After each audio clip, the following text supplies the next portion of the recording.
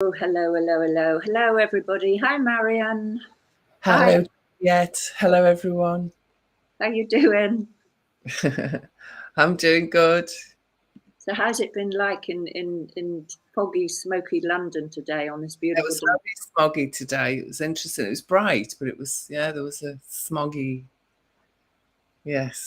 atmosphere all day. Oh, really? Oh, that's a shame. We've just had the absolutely most stunning day. Such a relief after weeks and weeks and weeks of intense greyness and rain and so on. And the gardens have been so wet. The healing gardens, it's almost flooded down the bottom. But today it's drying up and it's been absolutely amazing. So how is everybody? How are you today? Where are you watching from? And you had sunshine? On YouTube and on Facebook. Wonderful. So have you had sunshine? Whoever is here, that's the question. I hope you've had sunshine. So I have enjoyed the day immensely, and I feel a great kind of inner sigh of relief at what's been going on. So that's lovely. We have Jack here. That's very nice, Jack. Nice to see you here today. So glad we're loud and clear on Facebook. That's very nice. So I was beginning to feel that that we're in an endless cloud of darkness, and that the global conspirators, those people that have been the powers that were, that are now fallen, they were putting us into a perpetual feeling of gloom and darkness. So we're doing well on YouTube, Jack says. Anyway, I'm very happy to say that life springs eternal. So, Marion, what have you got to share with us this week? What exciting things do you have?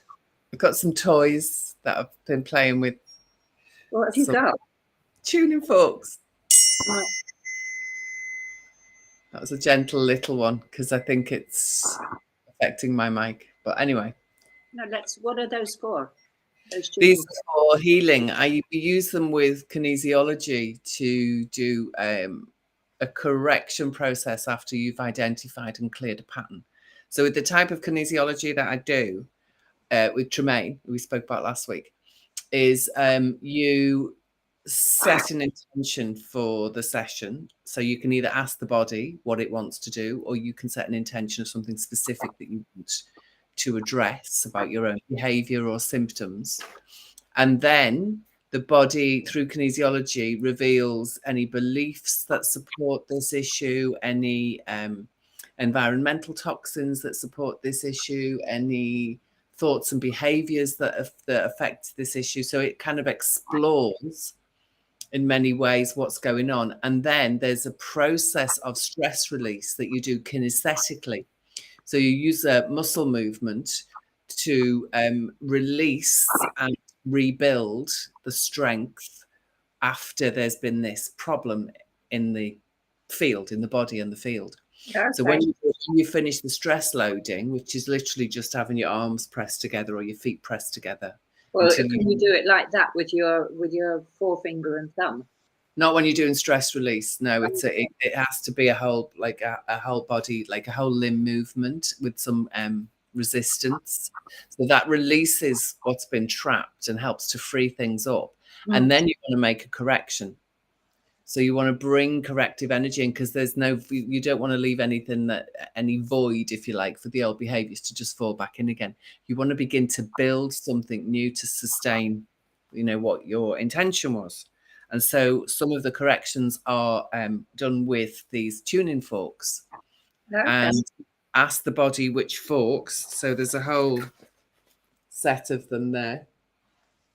So you ask the body which forks, and you have the striking fork and the struck fork.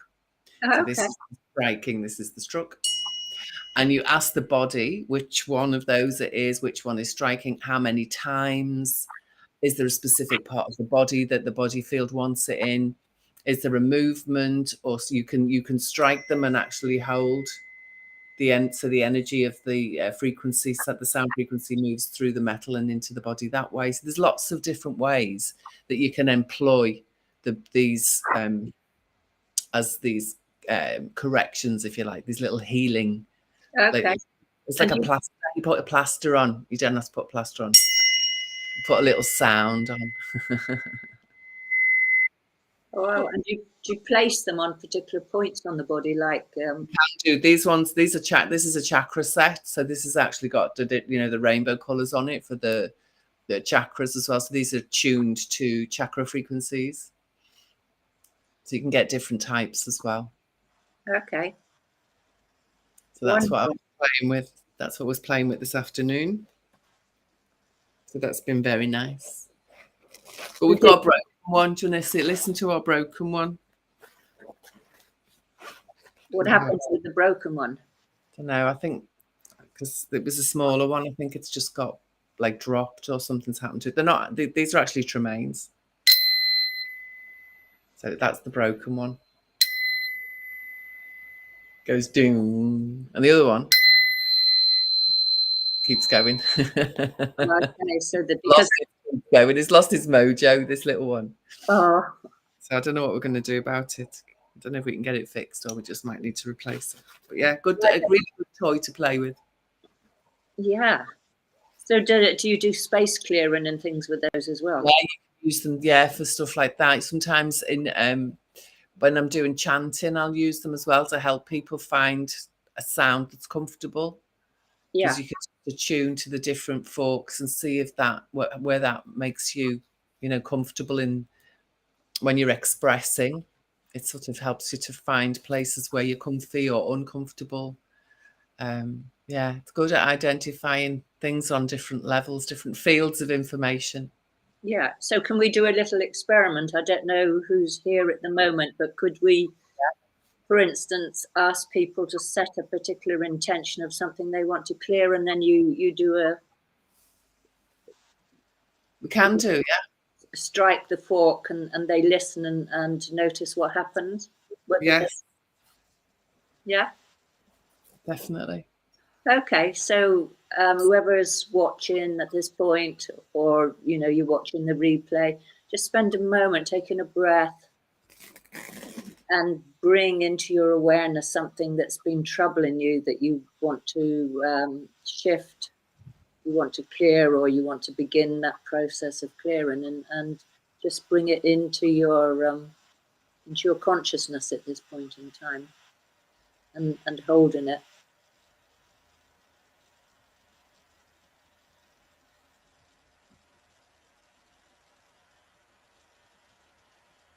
Who have we got on? Name yourself if you're watching, and hashtag replay if you watch later. Yeah, that's good. Know who you are, and if you've got an intention, you can either share it or just say yes. You've got one. Yeah, so let us know if you've got an intention. It might be a bit complex to be typing your intention at this moment in time. Well, maybe we have a group intention about how it makes us feel when the powers that were seem to be still doing their due. Yeah, that's an interesting. The powers that were, the powers that are collapsing very rapidly, but are still creating a lot of fear and a furore as if they're still powerful when we know they're not. But when we find it hard to believe that they're collapsing when we know they are, how does that make you feel? Yeah. In that, or if you've already come up with like the rest has got one. Yeah, just holding that. So I'm just going to count to 3 with that, and then Marion will make the sound, and then we'll wait for 30 seconds or so afterwards, and just notice any shift or anything at all. Everybody's different. All our experiences are different, and you don't have to feel anything if you don't feel anything. Okay. So just holding that intention,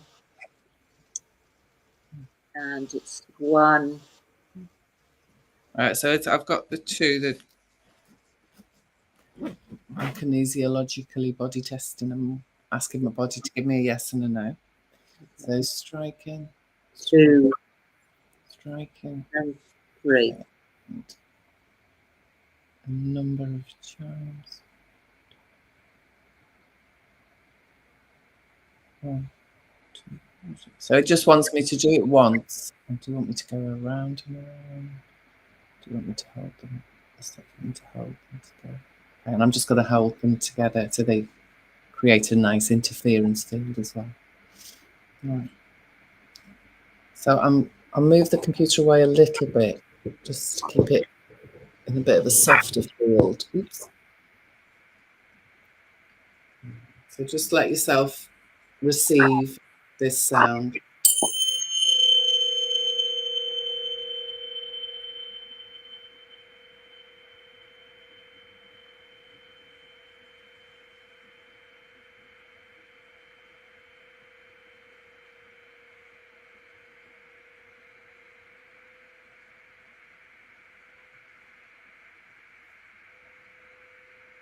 Still going.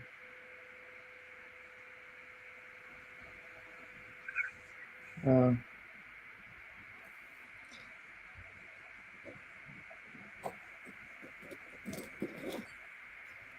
So that's a clearing sound to help build whatever it is that you need to sustain and support you when you're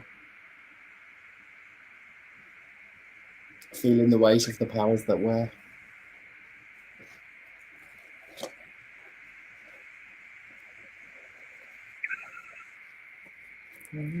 How did that sound, Juliet? Did you hear it properly?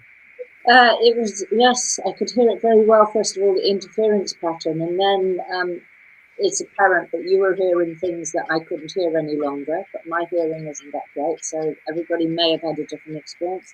Yeah. And I'm aware there's a slight hissing going on now since you... I wonder, it's like it's beyond our human hearing, but there's some, that energy is still going and the computer's picking it up. Yeah, and it's reverberating between us. Yeah.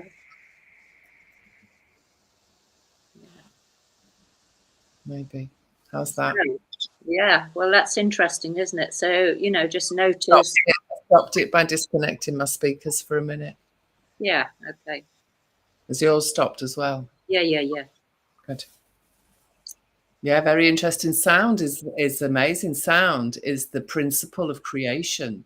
So the story of the Nataraj, the dancing Shiva from the Hindu mythology, has the cycle of life starts with sound. He has the drum, and he plays that. Is it Tindarum? No, whatever it's called. His famous dance, the Shiva dance, and it's all about the sounds of the drum are actually what then create matter. So sound is the primordial force before matter appears. And then on the other side is the fire, which is the primordial force through which matter disintegrates. That's the symbolism of the Shiva, the dancing Shiva. Nataraja means the... So that's the Shiva that's on the standing on the... On my wall.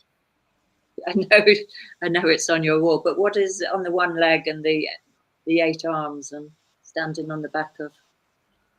He's standing on the back of like the 7 deadly sins. It's like an embodiment of the 7 deadly sins or evil. Okay. And he's only got 2 legs on the one I know, and 4 arms. So the 2 arms are the creation and the fire, and then the other 2 are abhyas, which is a blessing. Priests use this one as well. When you held your palms, and it's like there's an energy that can come out of the palm. That's abhyas. That's a caretaking protection. And then the other arm is like swinging like the elephant's trunk. That's the obstacle remover. Okay. So it's quite interesting. It's quite, in a way, quite like White Tara. Yes. The different gestures that are protection and pushing away obstacles and stuff. Very interesting. Exactly. So let's just draw upon that image and the sound, and I want to just share a little bit of information. I've just been keeping my eye on the news this week, following along on the theme of what we've been exploring, listening to previously about the thing that was going on, the jabs, etc., etc., etc., and the attempts to bring transparency. And this, oh, you've got it there. Wonderful. Thank you, Marion. There he is. Shiva. Gosh. Yeah. Shiva in this particular posture. So And let's. there's the malignant dwarf at the bottom. So that's what we're conquering, everyone. It's the malignant dwarf. It's like, Yeah. what, and we're going to talk about this at the end of the program. What do we need to do to make the shift that is necessary? So millions and millions of people are stepping up at this time, although you might not hear about them because you haven't seen them. When you search, you find that there's so many people. Are doing such a good job. It's incredible what people are doing to really bring transparency. And I'm just going to share very briefly a little bit of this. So the one we have been talking about is Andrew Bridgen MP. And last week we heard about how the Office of National Statistics had changed the figures for excess deaths. So instead of now there being a very large percentage of excess deaths, according to the new Office of National Statistic figures, there are minus deaths. There are even less deaths than we would expect to have at this time. So Andrew Bridgen has now written to Professor Sir Ian Diamond to request that the Office of National Statistic figures produced a database time series cohort analysis like they should have done 3 years ago. So there's been discrepancies in these figures for the last 3 years, which Dr. Forgotten his name now. John, what's his name? It's gone out of my head anyway, one of those moments. Anyway, so this request has also been validated by a number of other professors. So they're really, really pushing for this, that it needs to be exposed. And also at the same time on YouTube, on Redacted, I don't know if you watch Redacted, is that I have been posting it on my Facebook page, Redacted interviews, they're in America, and they interviewed a woman that is just, what's her name, Sasha Latipova. She's just written a Substack article, a whistleblower article. It was a video that she's releasing from an internal meeting. The CEO of AstraZeneca was meeting the monoclonal antibody development head called Mark Asser. So they've kind of captured this discussion, and that what they were discussing was the development and the approval at the end of 2020 of how they worked, how the head of monoclonal development was working with the Department of Pandemic Preparedness Program in 2017. And he mentioned that he was approached by Colonel Matt Hadberg with a proposal that they would be working on vaccines and therapeutics within 60 days of identifying a pathogenic virus. Now, the fact that this happened so early, way back there, was way before all this stuff was going on. So it shows that it was all planned, like we've been saying before, meticulously planned all the way through. And there's so much information now coming out about how that was planned. So I will put the link underneath this. It's a bit scrambled, my explaining it. But if you go to Sasha Latipova's Substack, which I'll put the link for, or go to the Redacted program, then you can see what that's about. So, okay, so we've also got Dr. Aseem Malhotra. Do you know, was he from, was he working on one of the developments of the vaccines before, or he's just a straight doctor, Marion? Do you know Aseem Malhotra? No, I think he's just a regular guy who just decided he wasn't taking the shit. Yeah, his dad died, didn't he? His dad died after being jabbed. on. He's just like, this is all nonsense. What the fuck's going on? I think my understanding is he's in that camp. Yeah. So he's been really going around the world talking to heads of governments and so on, saying, okay, well, I supported this in the beginning. I even got the jab myself, but my father got it and my father died. And he's been calling for, for the last couple of years that it should be stopped. So he's on Twitter. I think there was an article in one of the newspapers. So it's coming out into the public eye. Well, do you know what happened on Twitter this week? Was it this week or last week? Some of the censorship bots have started showing up again. And someone brought it to Elon's attention and he said, I'm fixing it. I don't know if he's actually fixed it, but yeah, there was this whole thing where, and again, it was to do with the racism, white supremacy, something or other, stupid rules, wokeness. It was to do with all of that. But he was people are taking screenshots because they were getting this error message saying you're going against our standards or some bollocks. So yeah, the creepy censors have still got their tendrils wrapped around some parts of Twitter. Yeah. Yes. Well, it's a battle, isn't it? We're in a big battle here, spiritual. Yes, he's got that woman in there who's totally Matrix woman, isn't she? Which one is that? Well, he brought some woman in, and you know me and Elon Musk did. Yeah. He brought in some woman to help take over with the Twitter organization, and she was proper weffy something or other. Yeah, I think there was something. There was an uproar at that time. So anyway, Dr. Asima Malhotra said, breaking news, the health secretary was urged to release data that may link the jabs to excess deaths. So he's pushing on the health secretary as well. And it's finally breaking the mainstream. He said, the truth is like a lion. You don't have to defend it. Let it loose and it will defend itself. So that's very good. And the chair of the health.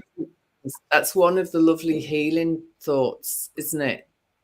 When we feel lost in the nonsense, that as a thought of it, as they're bringing that in as a healing thought, can be really powerful, because there's so few thoughts that we can get that feel like they actually feel plausible and rational and stuff. Yeah, well, the truth is like a lion. Exactly, when we can rest in that sense of truth. Absolutely, that you don't have to defend. Yeah, you don't need to defend anything. Just let it loose and it defends itself. It's like just stand in one's integrity. And I think that's what Julian Assange has been doing, hasn't it? Yeah. Like no matter how many bribes or threats or whatever, and he's no, he was not budging. The truth was where he stood. He stood in the truth, and he has won. No matter what they do to him, he has won. Yeah. So that's what we need to do, is stand in our truth, each one of us. Yes. Stand in our truth. So the other thing is the chair of the Health Select Committee, Stephen Brine, has said it's very likely that the UK drug regulator, MHRA, will be investigated for failing to act on the jab signals, safety signals. There have been so many safety signals saying, oh, this is really, really dangerous, we need to stop. So the MHRA is the governing body in this country, where you report the yellow card reporting if you've had an injury, and it's the MHRA that's tracking all those reports. Well, they haven't really been acting in public interest, and it seems like they have been infiltrated like all our other. Absolutely ignored record size problems that have previously put a complete halt on previous medical treatments. Yeah, absolutely. So they've totally ignored it. So anyway, all that information was in the Daily Telegraph, which was very interesting. So also coming to the forefront, they've had a huge congressional meeting in America. And I just wanted to do a little screen share on the first couple of minutes of that, if that's okay. Can we do that? Mm-hmm.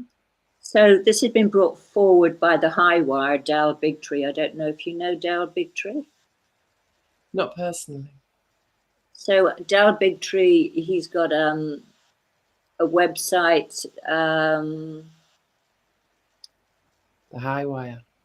Yeah, that's his program. He was censored very heavily by YouTube at the beginning of all this, but he's won masses of court cases. Him and Robert Kennedy have both got websites where they're really bringing the pharmaceuticals to court and justice, and they've won a lot of court cases against them. So one has got the Children's Health Defence website. I think that's Robert Kennedy, actually. Robert Kennedy's Children's Health Defence, yeah. Yeah, and then Dale Bigtree, he's an amazing speaker. He's got the other website. So he's just been publicised in this congressional meeting, which I will just show you here, if I can. Let me see. How do I do this now? So you go to share screen and then you go back into the video. Okay, so I've got the video here now. So I'm going to share screen. Okay. And then And I have to start the video. Yeah. Hang on.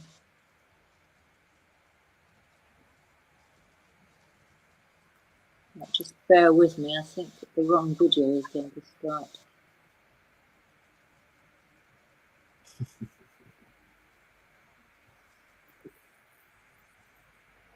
Okay, so I'm going to okay, so this is Mark Sexton. Sorry about this, but so have you just had a? Let me see. Yeah. Okay. So Mark Sexton is the police officer that was also trying to shut down the jab centres. So. February 2024, it's 4:30 p.m. My name is Mark Sexton, a retired police constable from Birmingham. All this hoo-ha about the MHRA and June Rain, let me tell you now, the police, Metropolitan Police, knew all about this. A criminal complaint was made in December of 2021 against June Rain and the MHRA and Charlie Massey of the GMC of gross negligent manslaughter and misconduct in public office regarding the vaccines. The Metropolitan Police closed this investigation down. Deputy Assistant Commissioner Jane Connors, Detective Superintendent Tor Garnett closed it down and, in my opinion, committed criminal offences of perverting the course of justice, misconduct in public office and assisting known offenders. Also, Sir Graham Brady knew about all the harms the vaccines were causing. I chaired and organised a meeting in Westminster in September of 2021. Graham Brady was in attendance, 16 world experts, 10 in the room, 6 on Zoom, and for 2 hours, individually and collectively, everybody told him to stop the vaccines. He agreed he would get all the questions answered in Parliament, and we never heard from him again. Graham Brady is one of the 25 on this all-party committee now demanding answers from the MHRA. They all knew this is a game, don't let them play this game. Brady knew, June Rain knew, the police know, ministers know, everybody knows what's going on and have done since day one. This is not new news. They all knew in September and December, the police, the ministers, the MHRA, June Rain and Sir Graham Brady. They've all got blood on their hands, people.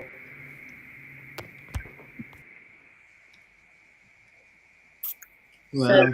So that's Mark Sexton. So he's a police officer that was trying to shut down the injection centres and bring a court case against the government.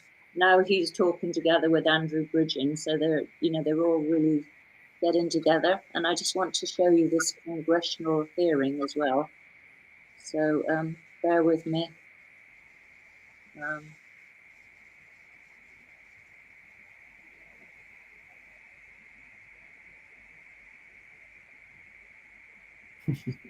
Okay.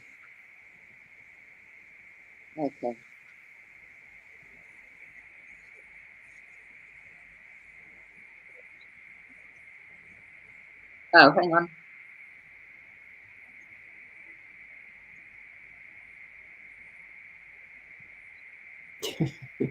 Sorry, hang on.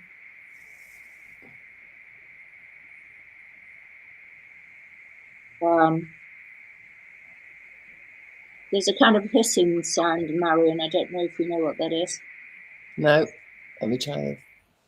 Okay. Is that better? Oh, yeah, that's better. So, hang on. All I'm doing is switching the microphone on and off again. Not the microphone, the speakers. Okay, just bear with me. I'm just like trying to fathom this out because I want to share this other. Okay.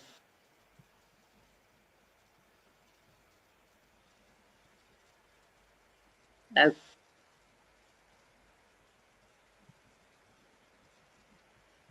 Pandemic. To me, the COVID pandemic has opened my eyes to the failure and corruption of the global elite and their institutions, including government. Unfortunately, many eyes remain closed, and the global elite will use all of their power to keep them closed. They maintain power by controlling information. They relentlessly push their narrative while, at the same time, suppressing and marginalizing dissident voices. In this case, they overhyped fear over a virus they helped create in order to push a profitable gene therapy platform and gain greater control over our lives. Along the way, they sabotaged early treatment, denied natural immunity and vaccine injuries, caused trillions of dollars of economic devastation, and destroyed an untold number of people's lives. Unfortunately, they remain in control. Today, I've assembled some of the dissident voices. Many have paid a heavy price for exercising their right to free speech, to offer a different perspective, a perspective that was not allowed. Some on the panel will be familiar to the audience. Some will be new faces. They come from diverse backgrounds, but they all share one attribute. Their eyes have been opened, and once opened, they will not be closed. The title for it is Federal Health Agency, the COVID Cartel.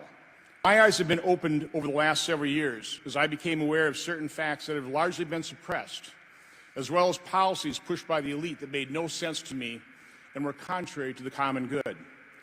2 weeks ago, I received an email with an all-too-common story of heartbreak and despair. It was from a young man whose 36-year-old wife's periods stopped within a couple of weeks of receiving her second COVID vaccine. They were recently married and planned on having children. I recommended they contact the Frontline COVID-19 Critical Care Alliance, FLCCC, one of the few groups of doctors attempting to treat vaccine injuries. Let me quote from his last email to me, quote, "We had already gotten COVID in February 2020. Alas, unless they can bring her ovaries back to life, I'm not sure Dr. Corey can help. It breaks my heart. She chose career, got the baby family bug, and now she can't have children. She cries all the time. Apologizes to me like it's her fault. Someone needs to make them pay, and we need safeguards so that this doesn't happen again." Mm-hmm.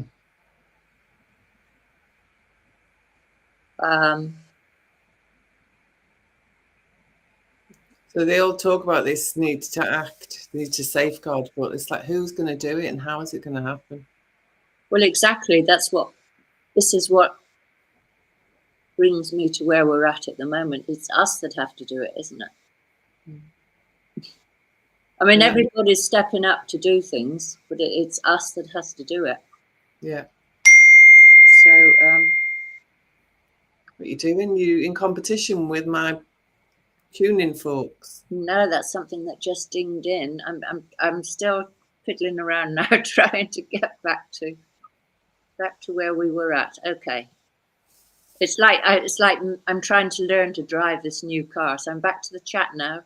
Okay. Everybody's been very quiet this week. I wonder why they're being so quiet. You must have put them to sleep with the tuning forks, Marion. Yeah, what it is. That's good. If they've fallen asleep, they'll need the rest. So that's done You'll them. need the rest. So there you go. You've got Mark Sexton, Andrew Bridgen. There's millions of people. I mean, that congressional healing meeting is full of those experts, some of which turned up for Andrew Bridgen's discussion in the Westminster Hall on December the 4th. Dr. McCullough and so on, and Dr. Corrie, and etc., etc. And you know, it's going on in New Zealand. People are really being exposed in Australia. A lot is happening, and it's been a hard push, hasn't it? All this time, a big hard push, but we're getting there. Yeah. And you know, we may still have a long way to go, but we're certainly getting there at this time. And we mustn't give up. We mustn't give up on what we've, you know, the ground that we've gathered. Okay, so it's interesting because I also listen to kind of spiritual things, channeling and astrology, etc., etc. You know, I've kind of got my fingers to the pulse the whole time, like what's going on, where are we at? And the astrology is really supporting the movement, isn't it? What we're witnessing with it. So, so one of the channeled messages that came through from one person was like, it's time to begin, no more procrastination. It's time for all of us to step up. So what does that mean? How can we step up? So what it's like, we're talking about truth and integrity. Let truth free and it will defend itself. Yeah.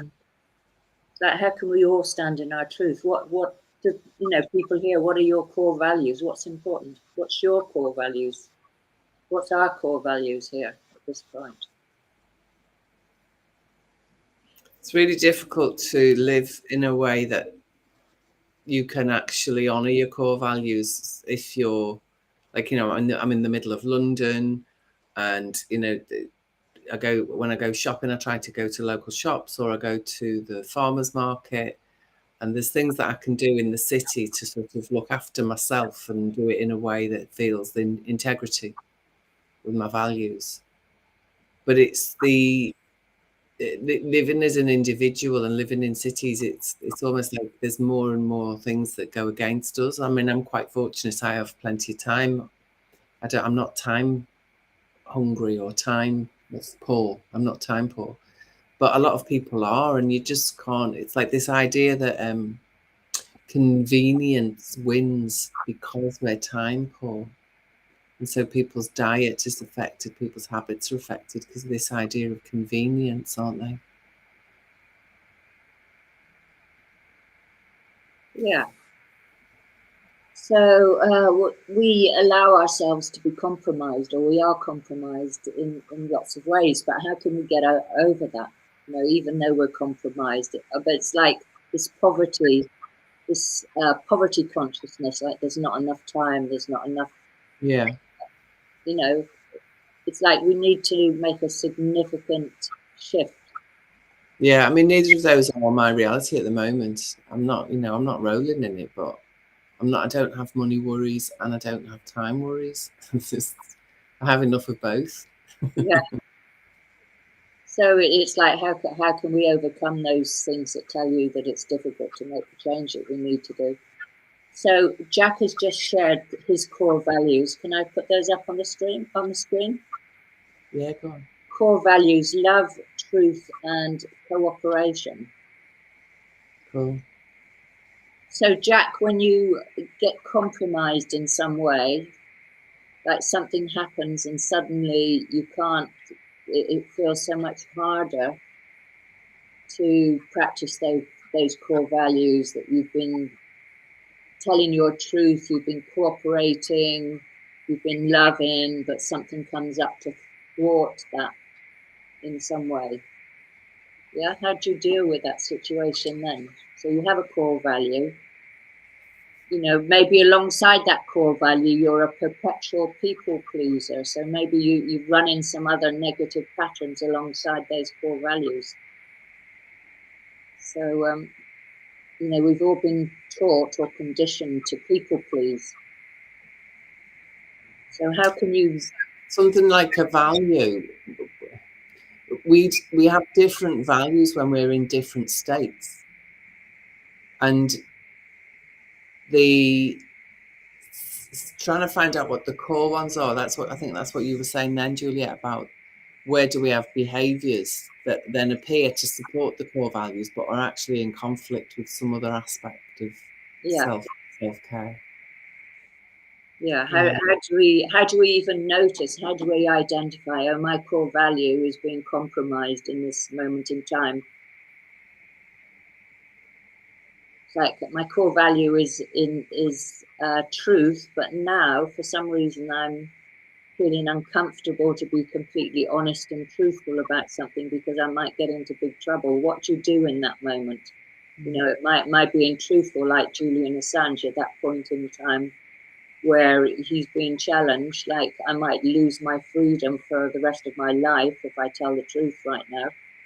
What are you going to do? How strong is your core value at that moment in time? Or what do you need to transform in yourself in order to stay aligned to that core value, even though things are very difficult for you to practice it?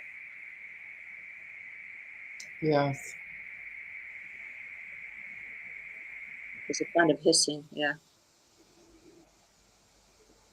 So, you know, those self-limiting beliefs, how can you reverse the story of your self-limiting beliefs and step outside of them?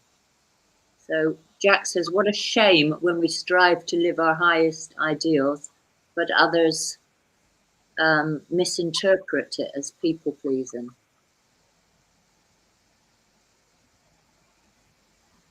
Yeah, but how do you know, Jack, whether you are people-pleasing?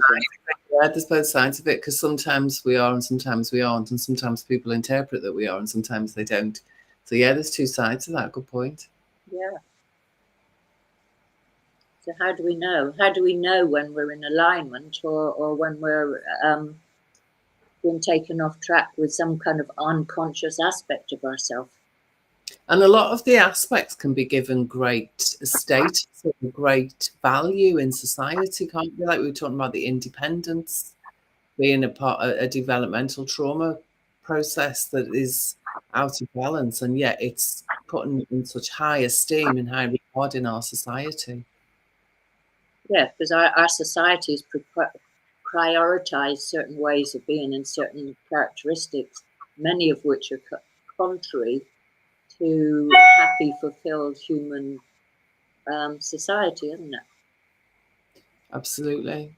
Absolutely. Which was independence, isn't it? It's kind of anti-social in its core. And social is a big need, a core need. So yeah. Very interesting when we look Say at that last bit again. Social is what? We're such complex creatures, aren't we? What did you say? I don't know. Something happened. There was a glitch in the matrix. There was a glitch in the matrix at that moment. It's like we just went into some other little. What happened? One of those dimensional beings, and we just realised. Okay, so my next. That's interesting because my next question is: are you having more psychic or spiritual experiences at this moment in time? Because this shift in consciousness that that's happening on the earth and with millions of people, it's like, are you becoming more tuned in to spiritual things? A lot of people are really, really bloody annoying, can't they? Imagine if you could read people's minds. You were with a really annoying person. Yeah. So don't wish for telepathy because it could be really, really unpleasant. Yeah. That was always a childhood fear, that because God knew every thought. There was this definite childhood paranoia that even if you had a bad thought, you'd get in trouble. Oh, really? Yeah. Oh, that's terrible. I know, terrorized thinking. What a sweet childhood. Thought police were out. Oh, it's horrible. That God image is just such a horribly intrusive, violent, horrible. Yeah. So is that a come from a Catholic background or yeah, Catholicism, and a lot of just patriarchal inverted nonsense, isn't it? Yeah. So how are we with what we've shared so far, people listening here?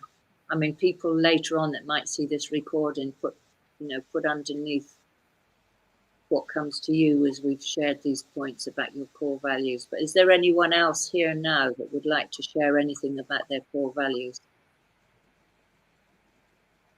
Is there another? There's another comment there, is there, from Jack? Okay, yes, that's well done. He said we could replace all our laws and rules with be excellent to each other. Then we could all be accused of people pleasing. I don't think that really that is the definition of people pleasing, is it? To want to be excellent. People pleasing is Pleasing's a fear response. Yeah. It's a fear response that you have to keep the other person happy or you're in danger somehow. Yeah. That it's compromising your own integrity, like you're going against yourself in order to do something to please someone else. Yeah.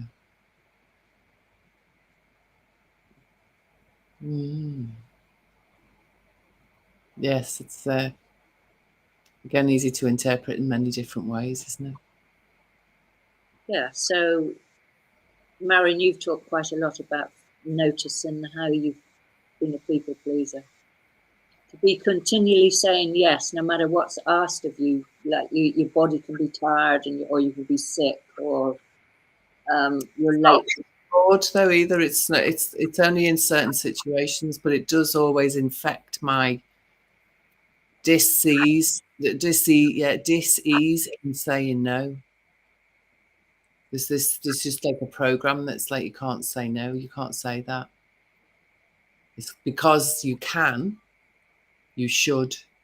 There's a sort of this implicit rule. Because you can do something, you should do something, irrespective of how you feel or what your capacity is at that time. You should do it. Yes. So all this people pleasing and compromising our core values is what's very much got us into this mess we're in right at this moment in time. How could we just be going through this incredible situation, mind-boggling situation, of 20 million people have now been slaughtered, by this infiltration of bureaucrats into our justice system, our medical systems, our healthcare systems. Every single aspect of society has been infiltrated with corrupt people that have pushed this agenda, and we've allowed it to happen. Yeah, so what do we need to change within ourselves so that, as this is being brought to light, what do we need to change so this is not going to happen again? It's all very well for us to talk about growing our gardens and making a more beautiful world, but unless we're actually changing something significantly within ourselves, inside ourselves, so that we're not compromised, so that we're not taken out of alignment with our integrity, nothing is actually going to change. We're going to carry on and be manipulated again. Yeah, with consumerism and the idea, the state that goes with consumerism and the convenience and the price of everything is taking this to uphold this. I don't know what it is, that I don't know why people get caught in those things. But yeah, the consumerism, the convenience, all of that is us just giving away our power, isn't it? Yeah. So Dawn, she wants to share, we need other people to realise the corruption, she says. Well, there's nothing we can do about that though, Dawn. We need to act ourselves, stand in the truth, even if it learn how to stand in the truth, even though it's threatening or fearful for us. And you're right, we do need to live in groups and communities to be able to support each other to do that. Absolutely. What's the next thing say? So she says so many people still seem clueless to what's going on. Yeah, that's we have to learn how to live like that. We have to learn how to be ourselves and stand in the truth, even with the population of people who are clueless and have got no idea what's going on. Yeah, They wake up eventually, but we can't do it for them, and it'll often be far too late. There's nothing that we can do other than look after ourselves and stay in communities of others who are doing the same thing, looking after ourselves. And that's why I think that's why we're sharing what we share, isn't it, Juliet? Just to show how many different, how many different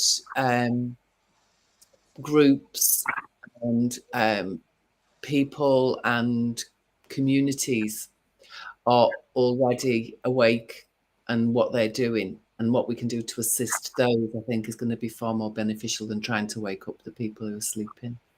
Yeah, because if people are sleeping, they're sleeping for a reason, and it's not for us to wake them up anymore. You know, if they haven't woken up by now, and who knows what's going on with another person, but we know what's going on with ourselves. It's a big enough job to actually get inside ourselves and to understand our own motivations and those aspects of ourselves that's in conflict with our core values, or why we don't step forward when we could step forward, or when we harm ourselves being a people pleaser.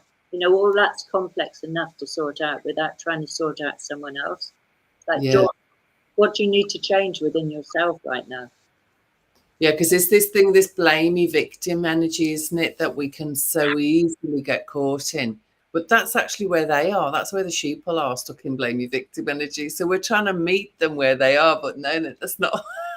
That's not the place to meet them. You can meet them in heart, not in the blamey victim environment. Yeah. So it's like bringing it back to yourself. What do I need to do within myself to clear those inconsistencies where my light is being obscured by aspects of myself that's fearful, or being a people pleaser, or what you do want, focusing on what you do want, how you do want to feel. We use our imagination all the time to fill us all with fear, and the sheeple have got good imaginations because they're stuck in it. But we can use ours the opposite direction. We can use our imagination to actually create what we want. And when we're feeling angry or victim or fearful, when we're feeling any of those things, if we start practicing, focus on what you do want, focus on what you do want, focus on what you do want, focus on what you do want, focus on what you do want. You know, it does assist you getting yourself out of negative states much more easily. Yeah. So Jack has said we can't beat the old system, but we can begin alternative systems to make the old order obsolete. Well, I agree with that, Jack, but making the system is one thing, but what do we need to change within ourselves? Because a system is still something external to yourself. What do you need to change within? What do you need to let go of or transform? It's like letting go of the nipple of the state, letting go of this idea that somebody's going to look after you. Yeah, that's one thing. Yeah, that's for me is, I think, the biggest. But then you've got to let go of the idea that you can't look after yourself. You've got to let go of the idea that it's, you know, I don't know, that you've got to play by the rules. There's so many ideas that we need to learn how to let go of, and we don't even realize they're ideas. We just think it's reality. Yeah. So, Jack, what do you need to let go of at the moment in order for the old system to fall and the new system to grow? So let's take that as an inner process. It's not a new and an old system out there. What's the old system within you that you need to let go of for the new one to build within yourself, within your own being? And the same question goes to everybody else listening, whether it's people here or people that are listening later on. What do you need to shift within yourself to let go of the old way of being and to bring in a new way?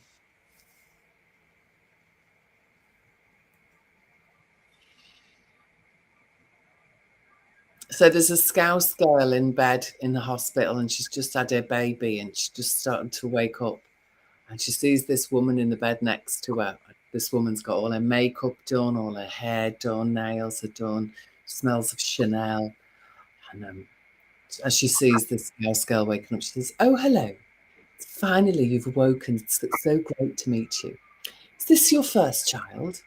And she's really groggy, the scout's girl, and she goes, yes, this is the first one. She said, oh, yes, this is my third child.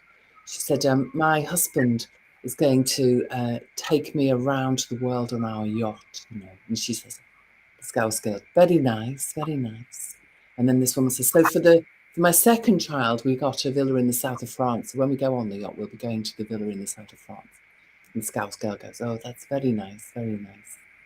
And then for the first child, my husband actually bought the yacht. She says, oh, very nice, very nice. And so for you, for your first child, what has your husband bought you? What is he going to buy you? What is it you will be gifted for this bringing his first child?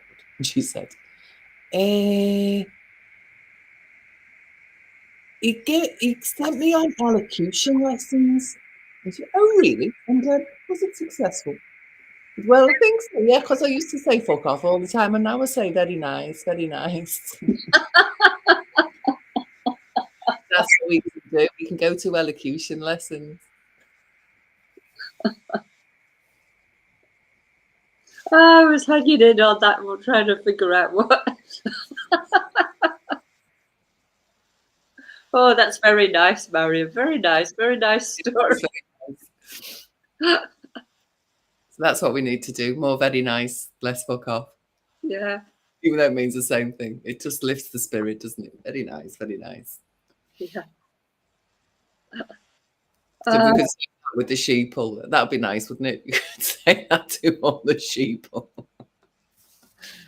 Oh, very nice, Marion. So Jack says, spot on, Marion. Let's stop sucking. He said cucking, but I'm sure he's meant sucking. Sucking on the state's nipple and support each other peer to peer.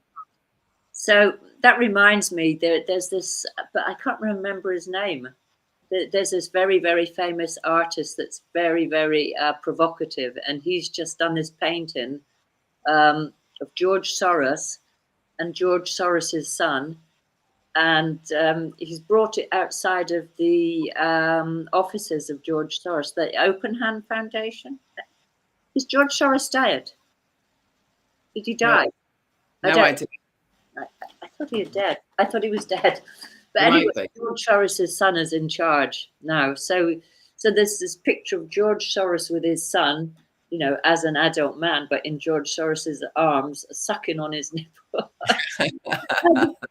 The artist, is like banging on the door of the Open Foundation officers saying, "Come down! I've just painted you a portrait of George Soros. I want you to come and see it. Come down. I know you're just ignoring me, but I have no fear of you. Come down and see this painting now." Excellent. So, yeah, just stop sucking on the nipple. And say, very nice, very nice. Very nice, unless you know that they're baby sucking on their mother's nipples, which is altogether very different thing. Yeah. Be encouraged. Be encouraged. So my horror story in the States, there is a man who is HIV positive, is jabbed to bits, and he's trans, and he's been given some chemicals to make his excretions from his body, and has been fed to a baby. What? Say that again. He's a man, HIV, all sorts of other things, trans, injected with some things that produced fluids from the body. So he got fluid from his nipple and it was fed to a baby, because men can feed babies. Oh, how disgusting. Not very nice, not very nice, not very nice. So this is what we need to go. Yeah, we need to be just building what we do want, because the society that I live in wouldn't even be possible. Exactly. So the last piece of news before we leave, because it is now 7 o'clock. Have you got another Zoom meeting, Marion? Okay, what's his name? He's just been elected back into Parliament. George Galloway, yes. Oh my God.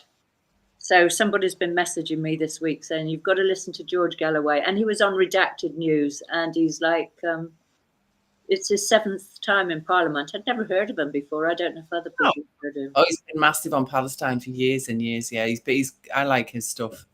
It's a bit of a character, but I like his stance. Well, he's certainly a character. It is like he was interviewed by Sky News or something just after he was elected, and it went viral. This thing about George Galway being elected in Rochdale, and he had lots of somewhere up around him. So him and somebody who wasn't in any party at all totally won over Labour and the Tories. Yeah, and this guy was like, the Sky News reporter kept saying, well, the Prime Minister, and George Galloway is saying, you refer to the Prime Minister as if he's Moses coming down. But and the Sky News, well, it sounds like you don't respect the Prime Minister. And he says, I detest Rishi Sunak. He's the most despicable scum. For words, I'm paraphrasing, but he's such a character. So, yeah, that's what we need to do, is just like stand up for what we believe in and speak our truth. Speak our truth. Now it's time for us all to stop procrastinating, to align ourselves with our true core values, to see where we're compromising ourselves, and to speak our truth, because if we don't, this is never going to end. So I'm trusting that we all are stepping in this. We are making it happen. We're making it happen, and we're seeing it happen all around us.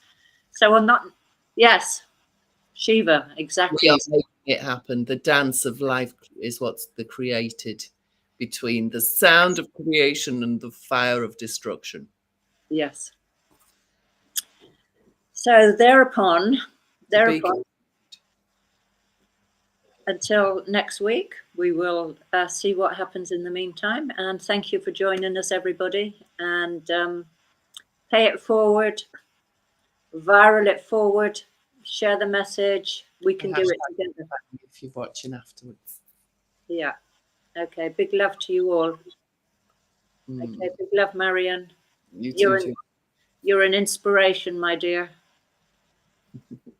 My dear friend in smoggy London town. Bye. Bye, everyone. Right. Bye. Bye.